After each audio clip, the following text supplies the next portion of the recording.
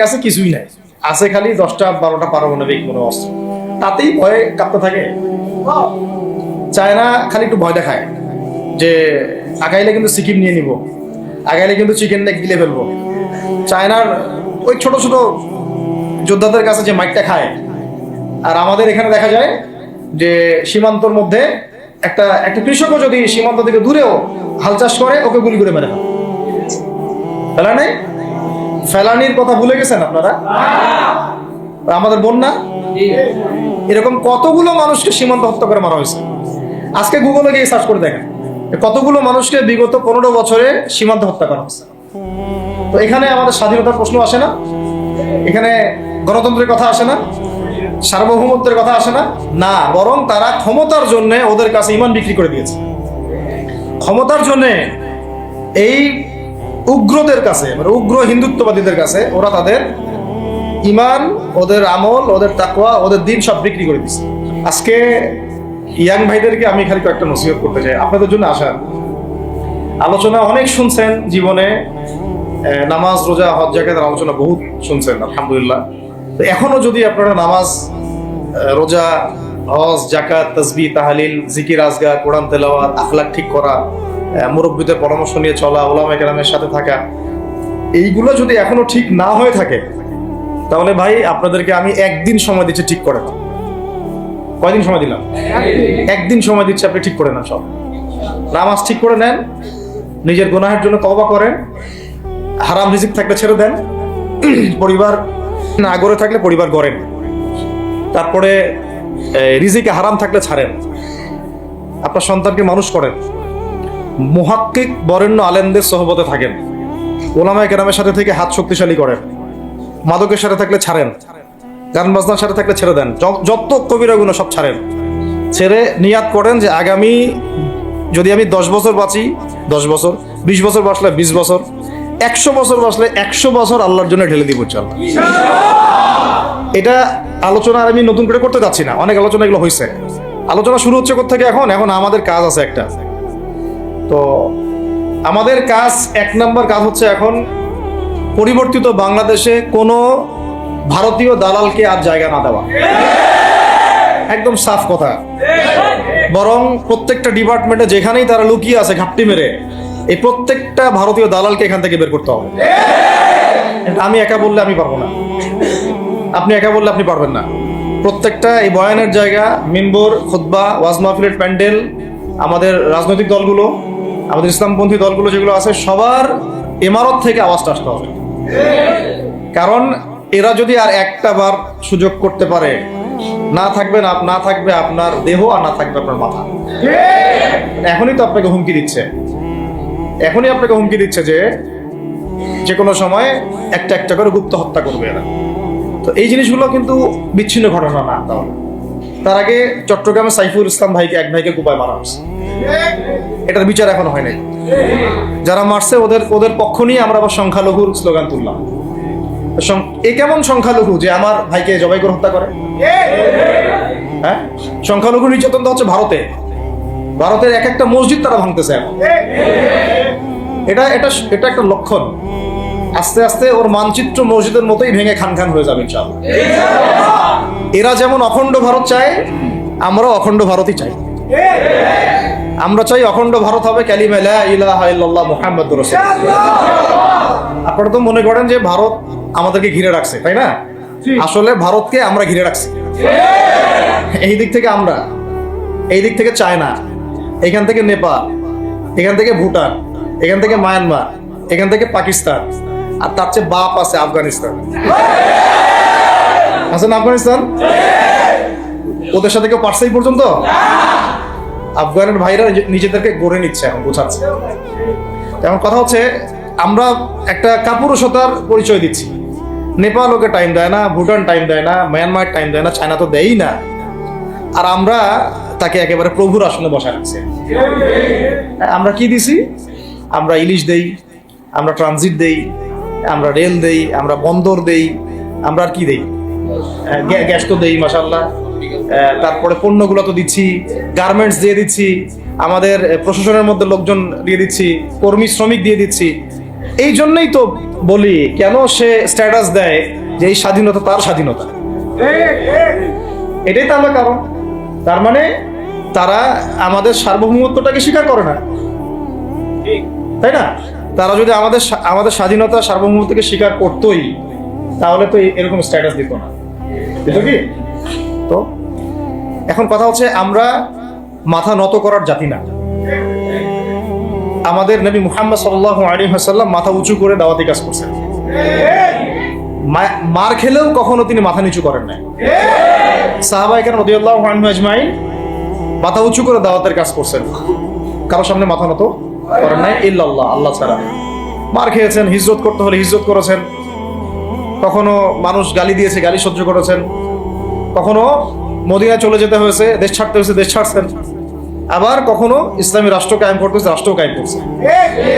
জিহাদ করার দরকার, জিহাদও করছে, কেতালের দরকার, কেতালও করছেন। আস্তে আস্তে মক্কা বিজয় করছে, করেন নাই? সিরাত পড়তে হবে, সিরাতের ধারাগুলো আমাদেরকে বুঝতে হবে। এখন আমরা তো তার উত্তরসূরি, আমরা তাদের উত্তরসূরি। প্রথম কথা হচ্ছে, আমরা আমাদের নতজানু মনোভাবটাকে আগে ত্যাগ করতে হবে, এক নম্বর। আর অতীতের জীবনের যে ভুল ত্রুটিগুলা দ্রুত সংশোধন করতে হবে। মানে এখন আর আমাদের হাতে অনেক লম্বা সময় আছে এমন না বিষয়গুলো। কত কি যে দ্রুত হয়ে যাবে আপনি হয়তো ভাবতে পারেন। বিশ্বটা খুব দ্রুত চেঞ্জ হচ্ছে। এই অল্প সময়ের মধ্যে আফগানের ভাইরা দাঁড়ায় গেছে, অল্প সময়ের মধ্যে সিরিয়া দেখলেন যে পরিবর্তন হয়ে যাচ্ছে। তারপরে আপনি কয়দিন পরে দেখবেন ইনশাআল্লাহ যে এই আপনার প্যালেস্টাইনের অবস্থাও পরিবর্তন হবে ইনশাআল্লাহ। তখন এরা আবার হামাসকে ঠিকই বলবে যোদ্ধা, তখন ঠিকই বলবে যোদ্ধা। এখন বলতেছে বিদ্রোহী, বলতেছে সন্ত্রাসী। হ্যাঁ, তো একটা বিষয় আগে বলে নেই, এটা বোঝার দরকার আছে যে দেখেন, ফিলিস্তিনের যে অবস্থা চলতেছে সেখানে কিন্তু আমাদের তাবলিগের মেহনতটা মূল না, সেখানে আমাদের জিহাদের মেহনতটা মূল, তাই না? বিষয়টা ওখানে তো সবাই, ওখানে বোম পড়তেছে, ওখানে কি সবাই তাবলিগের মেহনত করবে না অস্ত্র হাতে নেওয়া ফরজ?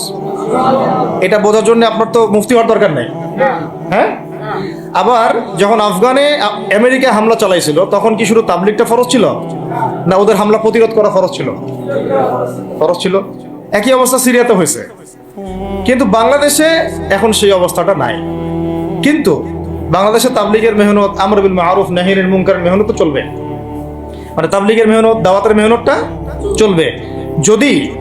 যদি কখনো বাংলাদেশে দেখা যায় যে দেশের শত্রুরা বা দিনের শত্রুরা বা উগ্রবাদীরা এই দেশের স্বাধীনতা সার্বভৌমত্বের উপর আক্রমণ করে, তখন কি আমাদের উপরে জিহাদ ফরজ হবে কিনা? এখন যদি তাই হয়, এখন আপনাদের কি মনে হয় এটার সম্ভাবনা আছে না নাই? এটুকু ইন্টেলেকচুয়াল অবস্থা তো আপনাদের আছে, এটার সম্ভাবনাও হতে পারে, আজ হোক কাল হোক, হতেই পারে। তখন আমার প্রিপারেশনটা কি হবে সেটা আমাকে এখন জানতে হবে। আমার প্রিপারেশনটা কি হওয়া উচিত? প্রথম প্রিপারেশন হওয়া উচিত, আগের সমস্ত জিন্দেগিতে যা করছি নিজেকে আল্লাহর দিকে ফিরাই নিয়ে আসে। এটা প্রথম কাজ। যে আল্লাহর দিকে ফিরে আসে নাই, তার সাথে না জিহাদের সম্পর্ক আছে না কিতালের কোনো সম্পর্ক আছে, সে তো আল্লাহর পথেই নাই। তো প্রিয় যুবক ভাইরা, আগে প্রথম কথা হচ্ছে আগে আপনি আল্লাহর দিকে ফিরে আসেন, এক নম্বর। দ্বিতীয় কথা হচ্ছে, এরপরে আমাদের প্রয়োজন শারীরিক প্রস্তুতি। শারীরিক প্রস্তুতি যেমনটা বললাম যে কোনো অবস্থাতেই আলেম ওলামাদেরকে, দায়ীদেরকে, মুফতিদেরকে, মুহাদ্দিসদেরকে, মাদ্রাসার শিক্ষকদেরকে, খতিবদেরকে ভিতরে ঢুকতে দেওয়া যাবে না। কারণ আপনাদেরকে যদি ভিতরে নিয়ে যাওয়ার স্কোপ পায় তারা নতুন করে আবারও কেউ, তাহলে আর সুস্থ রাখবে না, ফিজিক্যালি আপনি ঠিক থাকতে পারবেন না। অতএব একটা সামাজিক প্রতিরোধ গড়ে তুলতে হবে সবসময়।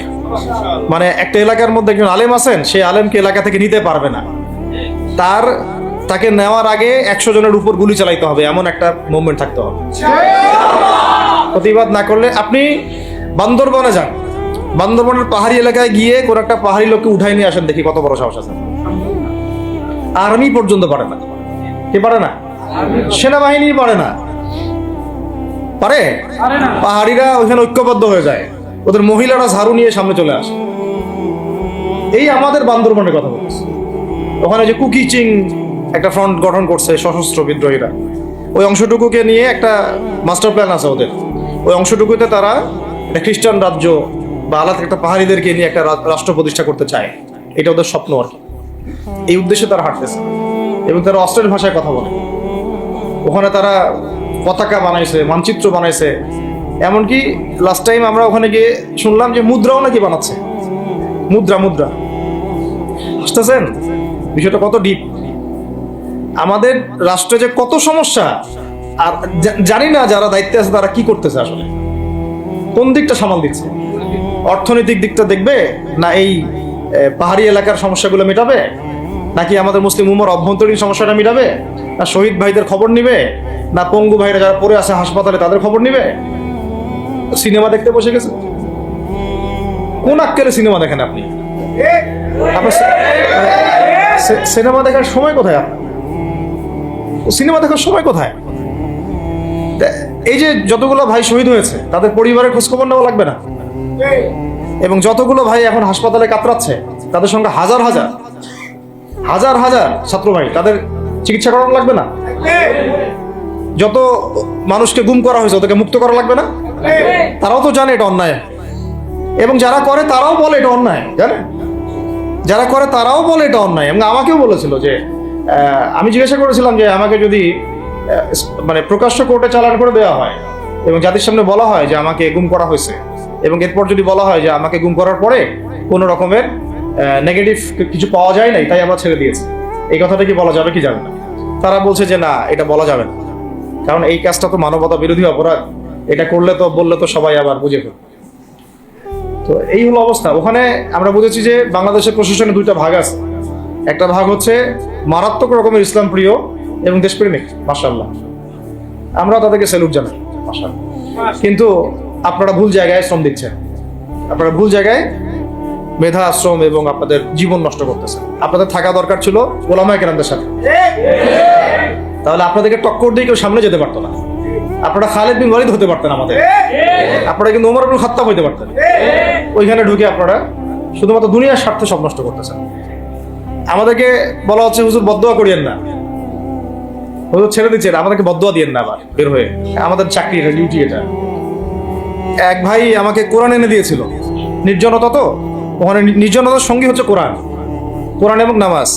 তো এক ভাই দেখেছে আমি একটু নির্জন, মন খারাপ বসে আছে, একটা কোরআন নিয়ে এসে দিয়েছে, হুজুর কোরআন পড়েন আপনি, মন ভালো হবে। আরেকজন এসে কোরআন নিয়ে চলে গেছে। কোরআন পড়ে ওখানে যদি আপনি আবার উল্টাপাল্টা কিছু করেন, ওদের নিয়ম নাই কোরআন দেওয়ার কি নাই, নিয়ম নাই। তো এই হলো অবস্থা। কথা হচ্ছে যে এই ভাইদেরকে মুক্ত করাও তো তাদের কাজ ছিল। যে ওলামায়ে কেরামদের একজনের উপরে 3টা 4টা 5টা 10টা করে মামলা এখনো চলতেছে, তাদেরকে মুক্ত করা উচিত ছিল না? আর এই পুরো জুলুমের পিছনে যত জালেম ইনভলভ ছিল তাদেরকে আইডেন্টিফাই করে ভিতরে ঢোকানো উচিত ছিল না? হয়েছে সবকিছু?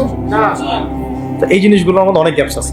এগুলো যদি এভাবে চলতে থাকে তাহলে আগামীতে আমরা যারা ইসলামিক রাজনীতি করবো বলে চিন্তা করতেছি বা ইসলামকে রাষ্ট্র ক্ষমতায় নিতে চাই, আমরাও কিন্তু বেগ পাবো, আর ভালো রকমের বেগ পাইতে হবে।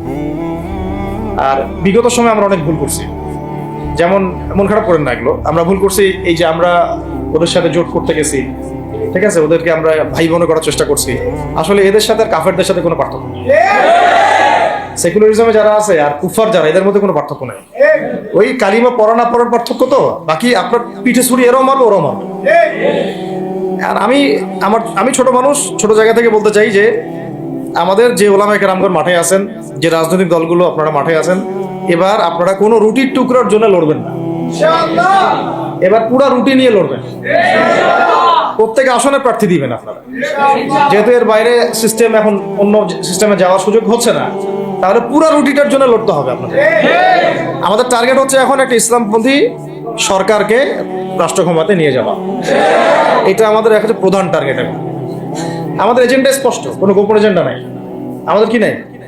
কোনো গোপন এজেন্ডা নাই। আমরা চাই বাংলাদেশে এখন একটা ইসলামপন্থী রাষ্ট্র ব্যবস্থা গড়ে উঠুক, ইসলামপন্থী সরকার শাসন ক্ষমতায় আসুক।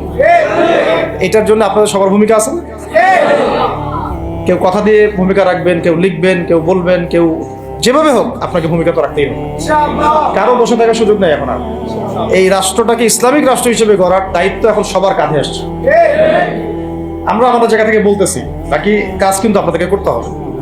আল্লাহ পাক করার তৌফিক দান করে। আর ইসলামপন্থী ভাইদের আপোষের যে দূরত্ব, এটা কমায় ফেলতে হবে। এই দূরত্ব রাখা যাবে না। ইখতিলাফ আছে থাক, যদি আকীদাগত মৌলিক কোনো পার্থক্য না থাকে, আমরা তো ভাই ভাই। নাকি আমাদের চেয়ে কি মানে সেকুলার আমাদের বেশি বড় ভাই? আমাদের চেয়ে কি যে নাস্তিক মুরতাদ আমাদের বড় ভাই? কমিউনিজমে যারা আছে ওরা আমাদের বড় ভাই? না এই গণতন্ত্রপন্থী যারা একবারে কট্টর ওরা আমাদের দিনী ভাই নাকি?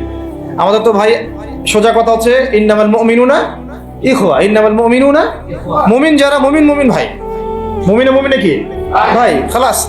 আল মুসলিম ওয়া আখুল মুসলিম, মুসলিমের ভাই কি মুসলিম, খালাস এইটুক। মুসলিম আমার ভাই, মুসলিম আমার ভাই। এখন যারা এদেশের রাষ্ট্র ক্ষমতায় ইসলামকে চায় না তারা আমাদের ভাই না। সে যে কোনো নামে আসুক, এক্স ওয়াই জেড, দেখার দরকার নেই। এক্স নামে আসুক, ওয়াই নামে আসুক, জেড নামে আসুক, যারা রাষ্ট্র ব্যবস্থা ইসলামকে চায় না তারা আমার ভাই, খালাস, সোজা কথা। এখন রাষ্ট্র ব্যবস্থা ইসলাম চায় যে ভাইরা আমাদের, ওই ভাইদেরকে একসাথে থাকতে হবে।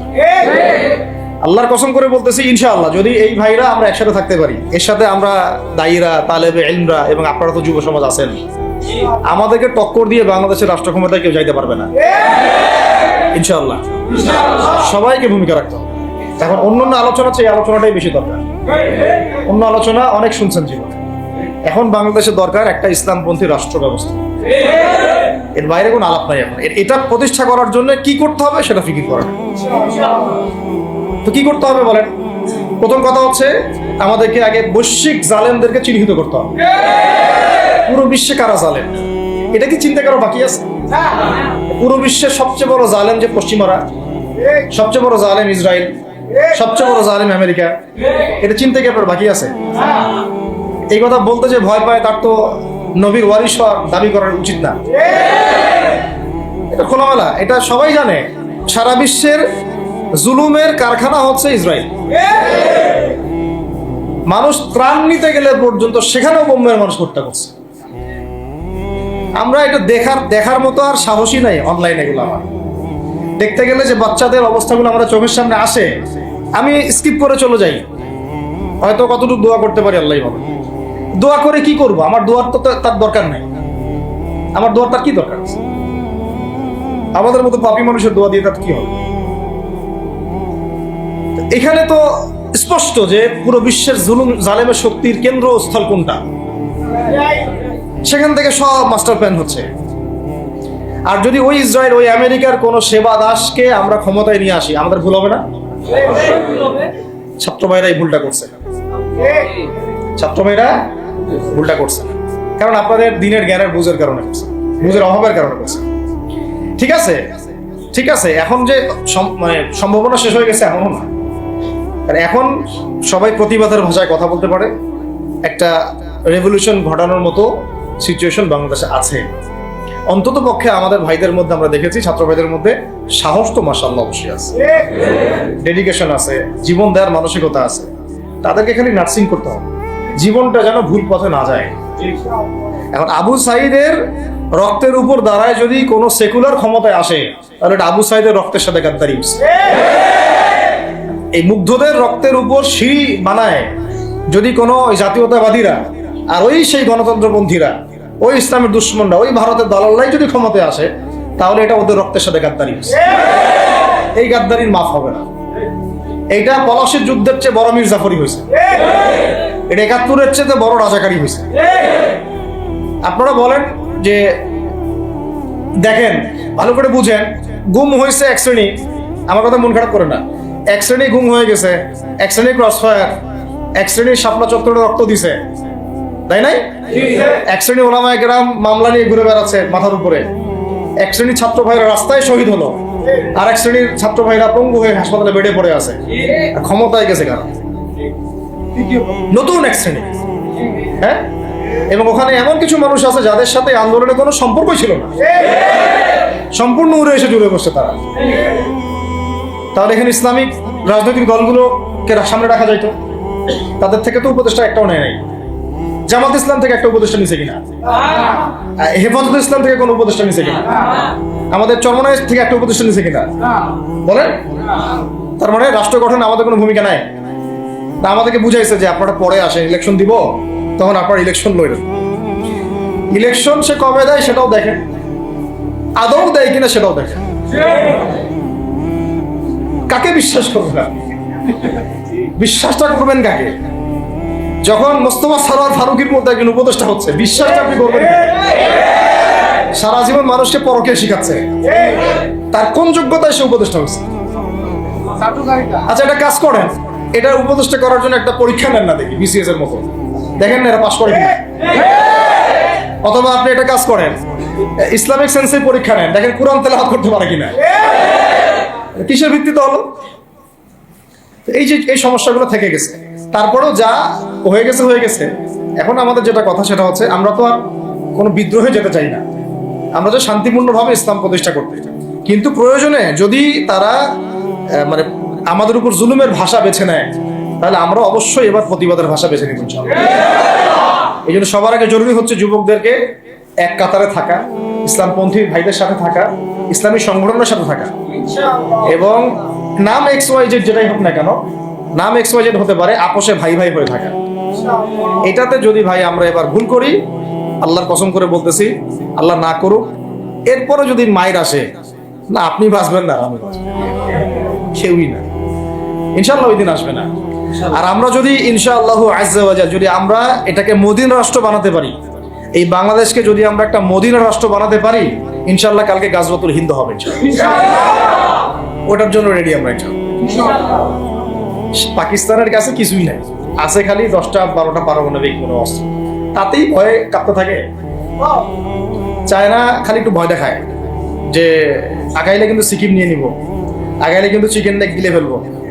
চায়নার ওই ছোট ছোট যোদ্ধাদের কাছে যে মাইকটা খায়, আর আমাদের এখানে দেখা যায় যে সীমান্তর মধ্যে একটা একটা কৃষকও যদি সীমান্ত থেকে দূরেও হাল চাষ করে, ওকে গুলি করে মেরে ফেলা নেই। ফেলানির কথা ভুলে গেছেন আপনারা? আমাদের বন্যা, এরকম কতগুলো মানুষকে সীমান্ত হত্যা করে মারা হয়েছে। আজকে গুগলে গিয়ে সার্চ করে দেখেন কতগুলো মানুষকে বিগত 15 বছরে সীমান্ত হত্যা করা হয়েছে। তো এখানে আমাদের স্বাধীনতার প্রশ্ন আসে না, এখানে গণতন্ত্রের কথা আসে না, সার্বভৌমত্বের কথা আসে না, না, বরং তারা ক্ষমতার জন্য ওদের কাছে ঈমান বিক্রি করে দিয়েছে। ক্ষমতার জন্য এই উগ্রদের কাছে, মানে উগ্র হিন্দুত্ববাদীদের কাছে ওরা তাদের ঈমান, ওদের আমল, ওদের তাকওয়া, ওদের দ্বীন সব বিক্রি করে দিয়েছে। এই জন্য আমি আগে বলেছি একটা লেকচারে যে আমরা যদি বিরিয়ানি খেতে চাই, আপনি যদি বিরিয়ানি খেতে চান, একটা পাত্র নিবেন কিনা? জি। আচ্ছা, পাত্রটা যদি ময়লা থাকে খাবেন? পাত্র অনেক ময়লা আছে, আপনি কি ওইখানেই বিরিয়ানি ঢালবেন? তাহলে খাওয়া শুরু করবেন? সবার আগে আপনি কি করেন? এটাকে ধোন, পরিষ্কার করেন, তাই না? বাংলাদেশকে যদি আপনি ইসলামী রাষ্ট্র হিসেবে করতে চান, আগে এই দেশের মধ্যে যে পয়জন গুলো আছে এগুলোকে দূর করতে হবে, সমস্ত পয়জনকে ধুয়ে সাফ করতে হবে। তারপরে যে খেলাফা বা শরিয়া বা ইমারা যেটাই আসুক, ইমারা এক জিনিস, খেলাফা আর এক জিনিস। আমি এক কথায় বোঝাচ্ছি ইসলামী রাষ্ট্র ব্যবস্থা, ইসলামী রাষ্ট্র ব্যবস্থা। যদি ইসলামী রাষ্ট্র ব্যবস্থা তারপরে আসে, জমিন সাফ করার পরে, তখন সেটা সাস্টেইন করবে ইনশাআল্লাহ। আর যদি ময়লার মধ্যেই ইসলামী রাষ্ট্র কায়েম করতে চান, তখন হবে উদাহরণটা এরকম যে আপনি এই নোংরা ড্রেনের মধ্যে নেমে গায়ে সাবান মাখা শুরু করছেন, হাততে কোনো লাভ হবে না, বরং ওই নোংরাই আপনাকে খেয়ে ফেলবে। ঠিক আছে? ডেমোক্রেটিক সিস্টেমের মধ্য দিয়ে যদি আমাদের ভাইরা ক্ষমতা যেতে পারে, যাক না, সমস্যার কিছু নাই। এটা কতটুকু জায়েজ না জায়েজ, হালাল হারাম, সুন্নাত, এইদিকে আমি যাচ্ছি না। এবং এটা নিশ্চিত তারাও জানে এটা সুন্নাত না, তারাও জানে এটা কি না, সুন্নাত পদ্ধতি না। কারণ রাসূলুল্লাহ সাল্লাল্লাহু আলাইহি ওয়াসাল্লাম দাওয়াতের মধ্য দিয়ে এবং সশস্ত্র যুদ্ধের মধ্য দিয়ে মানে মক্কা বিজয় করেছেন। দাওয়াতের মধ্য দিয়ে তিনি মদিনা রাষ্ট্র কায়েম করেছেন। তারপরে মদিনা রাষ্ট্রকে বেস করে আস্তে আস্তে আরো রাষ্ট্রকে এক্সপেন্ড করেছেন। বদর, উহুদ, খন্দক, খায়বার এগুলো হয়েছে, আস্তে আস্তে মক্কা বিজয় হয়েছে। মূল ছিল আগে মদিনা রাষ্ট্রটা কায়েম করা। তো আমরা যে কোনো ভাবেই হোক মদিনা রাষ্ট্রটা আমাদের কায়েম করতে হবে আগে, তারপরে ইনশাআল্লাহ তাআলা দেখবেন, হ্যাঁ, ওই অখণ্ড ভারত আমরাও কায়েম করবো ইনশাআল্লাহ। সংখ্যা দিয়ে কিচ্ছু না, ওদের সংখ্যাকে আমরা ভয় পাই, ওদের সংখ্যাকে ভয় পাওয়ার কিচ্ছু নাই, সংখ্যাকে ভয় পাওয়ার কিচ্ছু নাই। কারণ এই যে কোরআন, আমার সামনে যে কোরআনটা আছে, এটা দেখে একটু খারাপ লাগলো। কোরআনের যে অবস্থা, এটা খুব মনের কষ্ট দিল আর কি। কোরআনটা হবে চকচকা, এটা দেখে বোঝা যাচ্ছে এটা অনেকদিন কেউ পড়েই নাই। আপনাদের বাসার যদি কোরআনের এই হালত হয়, তাহলে আমাদের দ্বারা দিন কায়েম হবে না। আপনার কোরআনের হালত হবে এমন যে কোরআনে এক বিন্দু পরিমাণ কোনো ময়লা নাই, প্রত্যেকদিন আপনার হাতের স্পর্শেই ময়লা দূর হয়, তখন এই কোরআন আপনার পক্ষে কথা বলবেন ইনশাআল্লাহ। তো ভাই, কোরআনের কাছে চলে আসেন, আর দেরি করেন না, সময় নাই। আল্লাহ পাক সবাইকে কবুল করেন, আমিন। এই মসজিদগুলোকে কাজে লাগান, এখানে তালিমি বৈঠক চালু করেন প্রত্যেক সপ্তাহে। আমি যদি প্রত্যেক মাসে রংপুরে আসি, প্রত্যেক মাসে সময় দেবো ইনশাল্লাহ। আপনারা এখানে ইমাম ঠিক করেন, খতিব ঠিক করেন এবং ওই যে টিচার ঠিক করেন, করে আপনারা কোরআন শিক্ষার ব্যাচ চালু করেন, কোরআনের তাফসীরের ক্লাস চালু করেন, তারপরে তুলনামূলক আরবি ভাষা শিখেন। মানে এগুলো শিখে নেন তাড়াতাড়ি, সময় নাই এগুলো, আমাদের হাতে সময় কম। এগুলো আজকে থেকে 10 বছর আগেই শেখা উচিত ছিল, তাই না? কিন্তু আমাদের এই সেকুলার শিক্ষা ব্যবস্থা আপনার জীবন থেকে 20 বছর কেড়ে নিছে। 20 বছর পড়াশোনা করার পরে আমি চ্যালেঞ্জ করতেছি, এই যে লাখ লাখ টিচারকেও যদি আপনি কোরআন তেলাওয়াত ধরেন, সহি বলতে পারেন, অথচ তারা জাতির শিক্ষক হয়ে বসে আছে। তো সেকুলার শিক্ষা ব্যবস্থাটা আমাদের জীবন থেকে পুরা ইসলামের হকটাকে নষ্ট করে ফেলছে। আপনার অধিকার ছিল যে আপনি একজন স্কুলের স্টুডেন্ট, আপনি কোরআন পড়তে পারবেন। আপনি একজন কলেজের স্টুডেন্ট, আপনি কোরআনের তাফসীর করতে পারবেন। আপনি একজন ইউনিভার্সিটি পাস করেছেন, আপনি হাদিসও পড়তে পারবেন, এবারও তো দিতে পারবেন, এরাও দিতে পারবেন। এটা আপনার হক ছিল, কিন্তু এই হকটা নষ্ট করছে কারা? এই সেকুলার শিক্ষা ব্যবস্থা নষ্ট করে ফেলছে। এখন তো কিছু করার নাই। তো এটাতে আমাদের দোষ কি? আমাদের দোষ হচ্ছে আমরাই তো তাদেরকে ভোট টোট দিয়ে উপরে উঠেছিলাম। আমাদের বাবারা উঠেছে, আমাদের বাবারা উঠেছে, তার বাবারা উঠেছে। আমরা তো ওই সময় ইনসাফ করি নাই, ফল আমাদেরকে ভোগ করতে হয়েছে। আপনি এই প্রসঙ্গটা দুটো কথা বলেই ফেলেন, নাহলে আমি মানে হকাদায় হয় না। একটা মুসলিম ঘরের ছেলে, তার অধিকার নাই প্রাইমারি স্কুলে গিয়ে সে কোরআন শিখবে? আচ্ছা, আমাদের মৌলিক অধিকার কি? খাদ্য, বস্ত্র, বাসস্থান, শিক্ষা, চিকিৎসা, 5টা বলি না? তো কোরআন আমার মৌলিক অধিকার না? মুসলিম পরিবারের সন্তান আমি, কোরআন আমার মৌলিক অধিকার না? তারপর প্রাইমারি স্কুল আপনাকে শিখায় নাই, হাই স্কুল আপনাকে শিখায় নাই, এমনকি কারমাইকেল শিখাইছে আপনাকে, বেগম রোকেয়া বিশ্ববিদ্যালয় শিখাইছে, এরাও শিখায় নাই। এমনকি বিসিএস ক্যাডার হচ্ছেন কোরআন ছাড়াই, ডক্টর হচ্ছেন কোরআন ছাড়াই, ইঞ্জিনিয়ার হচ্ছেন কোরআন ছাড়াই। এমনকি শিক্ষা কমিশন গঠন হচ্ছে, ওই কমিশনের লোকদেরও কোরআনের জ্ঞান নাই। টকশোতে এসে আবার ঠিকই পটর করে, কোরআনে পড়তেও পারে না, টকশোতে এসে পটর করে। এই তো বিগত 10 বছর তো টকশোর বছর ছিল, খালি টকশো, দেখেন নাই? আলোচনা। একটা ন্যারেটিভ তৈরি করা হচ্ছিল, ইসলাম নিয়ে যারাই কথা বলবে এরাই জঙ্গি, এরাই মৌলবাদী, এরাই সন্ত্রাসী। হ্যাঁ, তো কিভাবে মানুষের ব্রেন ওয়াশ করা হয়েছে। আমি আসলে অবাক হয়ে গেছি এই ঘটনাটাতে, জুলাইয়ের ঘটনায়, যে যুব সমাজকে ধ্বংস করার জন্য তারা 20 বছর ঢেলে দিছে, ওই যুব সমাজই তাদেরকে পিটাই বের করছে। আল্লাহ পাকের কি পরিকল্পনা! আপনাদেরকে ধ্বংস করার জন্য 20 বছর ধরে তারা সিলেবাস কারিকুলাম করছে। আপনাদেরকে শরৎচন্দ্র পড়াইছে, বঙ্কিমচন্দ্র পড়াইছে, হুমায়ুন আহমেদ পড়াইছে, হুমায়ুন আজাদ পড়াইছে, হ্যাঁ, শেক্সপিয়ার পড়াইছে, আর কত কি পড়াইছে। কোরআন পড়তে দেয় নাই, নামাজের স্বাধীনতা দেয় নাই, পর্দার স্বাধীনতা দেয় নাই। আমাদের বোন পর্দা করে পরীক্ষা দিতে গেছে, নেকাব খুলে ফেলা হয়েছে, কি করে নাই। কিন্তু ওই ছাত্র জনতার হাতেই পিটানি খাইতে হয়েছে। আল্লাহ পাকের দেখছেন কি একটা মিরাকেল, আল্লাহ পাকের কি মানে কুদরত, কারিশমা। ঠিক কিরকম হয়েছে জানেন? ঘটনাটা হয়েছে এরকম যে ফেরাউনের ঘরেই মুসা আলাইহিস সালামকে আল্লাহ পাক বড় করছে। মাশাআল্লাহ। তো আপনাদেরকে ধ্বংস করার জন্যই কিন্তু এই পলিসিগুলো অ্যাপ্লাই করা হয়েছিল। এখন যে আল্লাহ পাকের রহমতে আপনারা বিপদে যান নাই, আলহামদুলিল্লাহ। এখন যেটা আল্লাহ পাক বোঝার তৌফিক দিচ্ছেন, দেখেন আপনারা কোরআন শিখতে পারতেন, এখানে পারেন নাই। শিক্ষা কমিশনের মধ্যে কোরআন নাই। শুধু তাই না, দেখেন 360 জন এমপি মন্ত্রীকে আপনি বসায় দেন, 360 জন এমপি মন্ত্রীকে বসায় তাদের সবাইকে শুধু কিচ্ছু না, আমি বলবো খালি সূরা ফাতিহা তিলাওয়াত করতে পারে, পারলে শুধু মমতাজ পড়তে পারে নাকি? কারণ তার তো বুখারী মুসলিম সিয়াসি কিতাব পড়া আছে, ওটা পড়া ছিল আর কি, এটা পড়া ছিল, তো হয়তো সে পড়তে পারে না, পারলে তো ভালো, খারাপ কিছু না, ঠিক আছে। তো বাকি কেউ কিন্তু পারে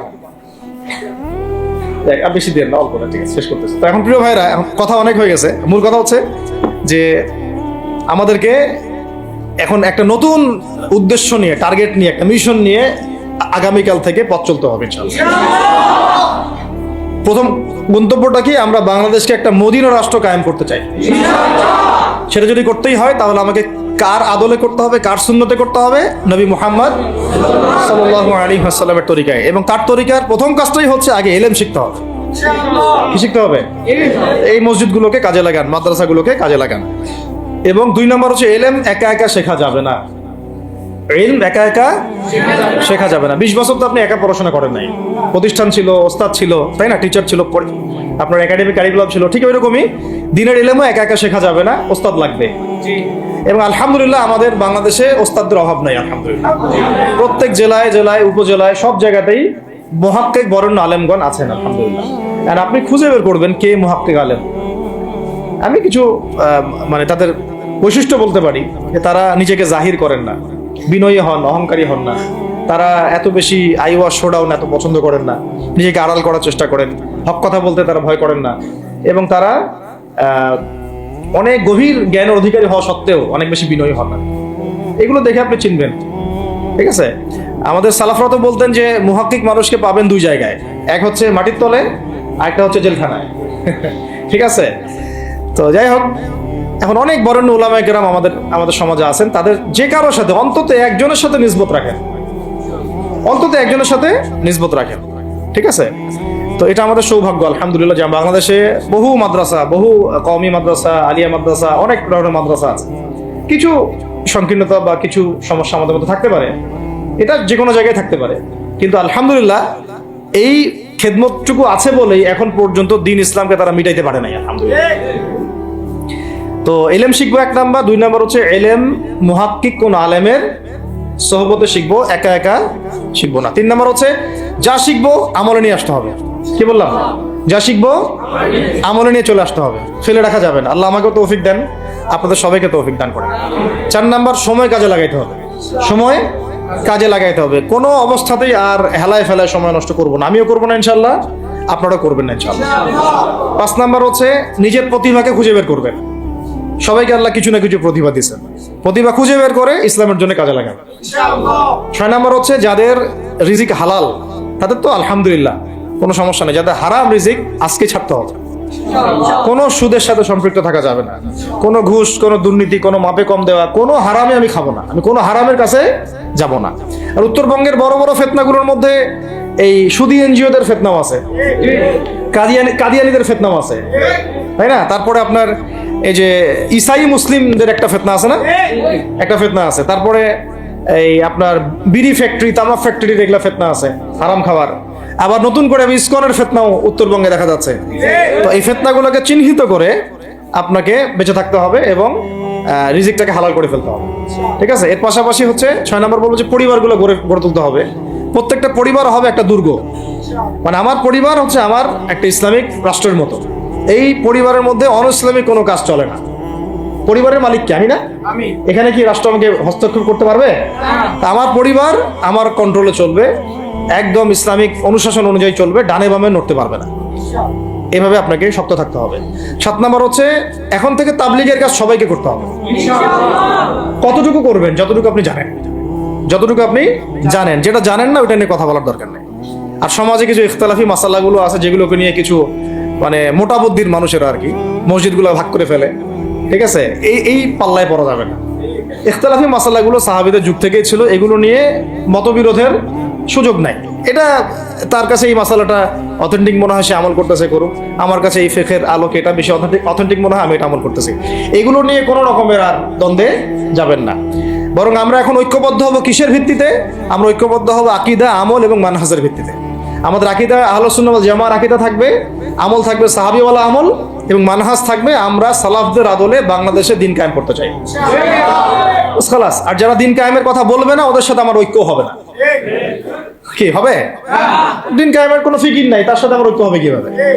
তার ফিকির আছে শুধু মসজিদ নিয়ে আর অন্য কিছু নিয়ে, তার দল নিয়ে বা তার মানে আরো তো আছে অনেক কিছু আর কি, এইগুলো নিয়ে। তো ওইগুলো বাদ দিলাম। এই আমর বিল মারুফের কাজ সবাইকে করতে হবে এবং একই সাথে সবাইকে এখন থেকে প্রতিবাদী হতে হবে, অন্যায় নিষেধ করতে হবে। এলাকায় অন্যায় হতে দিবেন না আপনারা। এলাকার মধ্যে জুয়া খেলবে কেন? আপনারা প্রতিবাদী হবেন। এখানে গাঁজা খাবে কেন? আপনি প্রতিবাদী হবেন। মাদকের আকারা হবে কেন? আপনারা প্রতিবাদ করবেন। এখন তো আপনি পুলিশ প্রশাসনের অপেক্ষায় বসে থাকার সময় নাই তো এখন আপনার।